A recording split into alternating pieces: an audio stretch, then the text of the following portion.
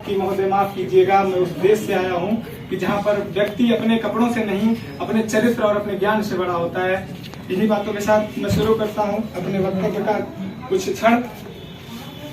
मैं यहाँ पर हमको बुलाया गया है इसलिए सबका साथ सबका विकास, हम लोग सब जानते हैं हमको साथ रहना चाहिए, साथ जीना चाहिए, लेकिन हम फिर भी अभी इसी परिसर के बाद यहाँ पर हमने जो कुछ भी सुना है, जो कुछ भी जाना है, इसके बाद बाहर निकलेंगे, फिर अपने धर्म में और अपने जीवन की तमाम यथार्थताओं में जुट जाएंगे। हम ये नहीं सोचेंगे हम क्या हैं। मुझे फेसबुक पर कितने लोग कहते हैं कि तुम बेकार में विरोध करते हो, लेकिन विरोध करना चाहिए। ये बताइए कि मैं मानता हूँ राम प्रसाद बिस्मिल और अष्टाक दोनों लोग एक साथ रहते थे। मैं कहता हूँ कि श्रीमद् भागवत गीता जो कि आज से कितने वर्ष पहले लिखी गई मुझे खुद नहीं मालूम है, उसमें सीधा सीधा भगवान कृष्ण ने अर्जुन को संबोधित करते हुए कहा है, हे पार्थ। अर्जुन ने पूछा कि महोदय हमें ये बताइए कि ये जो दुनिया है इसको आपने धर्म में क्यों विभाजित किया। उन्होंने कहा कि पार्थ, इसे मैंने धर्म में इस तरह नहीं विभाजित किया जिस तरह से ये लोग जी रहे हैं। मैंने जब इसको विभाजित किया तो उन्होंने एक श्लोक बोला कि हे पार्थ, चातुर्वर्ण मया सृष्टि गुण कर्म विभागशा। यहाँ पर कोई जन्म से ब्राह्मण, जन्म से क्षत्रिय और जन्म से शूद्र नहीं पैदा होता। हम और आप शूद्र बनाते हैं उसको। अगर मानसिक रूप से उसकी चेतना है, अगर मानसिक रूप से वो ब्राह्मण को जीना चाहता है तो वो ब्राह्मण है। अगर वो अपने मानसिक रूप से क्षत्रिय धर्म का पालन करता है तो वो एक क्षत्रिय है। और अगर ये कहें हम कि हम सभी लोग जितने भी वर्ण इस पृथ्वी पर रहते हैं, जीव तो सबके अंदर है, चाहे हम मनुष्य हों, चाहे कोई पशु पक्षी हो, सबके जीवन में कठिनाइयां आती हैं। बाज का नाम सुने होंगे आप, वो बर्ड किंगडम का राजा माना जाता है। उसके जीवन में इतनी, उसका पूरा अगर आप जीवन काल जानेंगे तो लगभग 80 वर्ष आयु होती है उसकी, लेकिन 40 वर्षों में उसकी ये अवस्था हो जाती है कि उसके जो चोंच होते हैं वो बैंड हो जाते हैं, उसके नाखून जो होते हैं वो एकदम बेहद कोमल हो जाते हैं, पंख उसके बड़े बड़े हो जाते हैं और वो उड़ नहीं पाता है। उसके पास दो ऑप्शन होते हैं, या तो वो अपने इन चीजों को त्याग दे या फिर शरीर को ही त्याग दे। अब क्योंकि उसके चोंच मुड़ गए हैं, वो शिकार नहीं कर सकता, और जो है वो मुड़ गए हैं, वो शिकार को पकड़ नहीं सकता।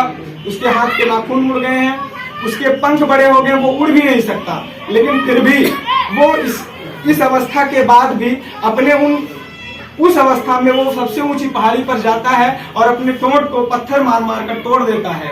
और जब टोंट को तोड़ देता है और अपने नाखूनों को पत्थर पर घिस घिस कर उनको एकदम से तोड़ देता है और वो लहूलुहान हो जाता है, फिर भी वो अपने टोंट से अपने पंखों को उखाड़ता है और 6 महीने के बाद वो नया बाज बन के फिर धरती पर उड़ता है। तो हम लोगों के जीवन में तमाम तरह की कठिनाइयां आती हैं। अभी हमारी एक बहन उठी थी, वो बोल नहीं पाई, तो यहाँ पर जो है कोई वो नहीं, आप बोलने के लिए हमको संभवतः हर जगह बोलने का अवसर मिलता है, चाहे हम घर पे हों, चाहे किसी परिसर में खड़े हों, चाहे किसी सम्मेलन में जाएं। तो मैं यही बताना चाहूंगा आप लोगों को कि इसकी सबसे अच्छी प्रतिमूर्ति जो है, और मैं जो कुछ भी बोलूंगा सत्य बोलूंगा, पूरी हिम्मत के साथ बोलेंगे, जो सही है वो बात बोलेंगे, चाहे वो हम कलम के बैठे हैं, कैसे हम जिनको रात बोलेंगे। यहाँ पर हम लोग जो है अपने यहाँ जब चलते हैं तो कहते हैं कि जो है कुछ लोग मुझसे कहते हैं कि तुम जो है अखंड ब्राह्मण लिखते हो। मैंने कहा मैं ब्राह्मण हूँ, अखंड लिखता हूँ।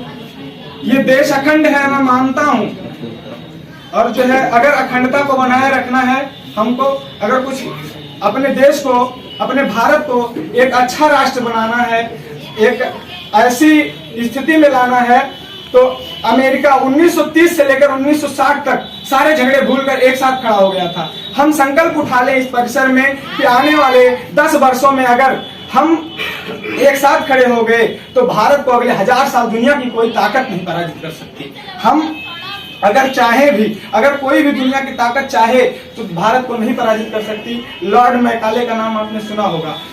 एक बार वो अपनी परिषद में एक लेक्चर दे रहा था, तो वहां पर हुआ जैसे अब विदेशी कोई कहीं पर राज्य करते हैं अगर, तो वो लोग यही सोचते हैं कैसे हम वहाँ के पूरे अखंड के राजा हो जाएं। तो वहां पर बात चली तो उसने कहा कि मैं इस देश को पूरब से लेकर पश्चिम तक, उत्तर से लेकर दक्षिण तक घना घुमा हूँ, लेकिन मैं यह वास्तु जान पाया हूँ कि इस देश में अगर कुछ भी हो सकता है तो बस केवल इन लोगों के अंदर इंफिनिटी कॉम्प्लेक्स भरी है, कमतरी का भाव भरी है। अगर कमतरी का भाव भरा जाएगा तो ये लोग जो होंगे वो हमको बड़ा मानेंगे और हमको अपना लेंगे और हमारे शासन को स्वीकार करेंगे। लेकिन हमारे यहाँ के लोग ऐसे थे कि उनको कभी नहीं स्वीकार किया। इन्हीं बातों के साथ मैं अपनी वाणी को विराम देना चाहूंगा। और एक तथागत का नाम आप लोगों ने सुना होगा, जिन्हें गौतम बुद्ध कहते हैं। उनका एक शब्द है, एक मंत्र है, अप दीपो भव, be your light yourself, if you are comfortable with yourself you may be comfortable with the whole world. अगर आप अपने आप से संतुष्ट हो जाएंगे तो आप पूरे देश को संतुष्ट कर सकते हैं। इन्हीं बातों के साथ मैं आप सभी को प्रणाम करता हूँ।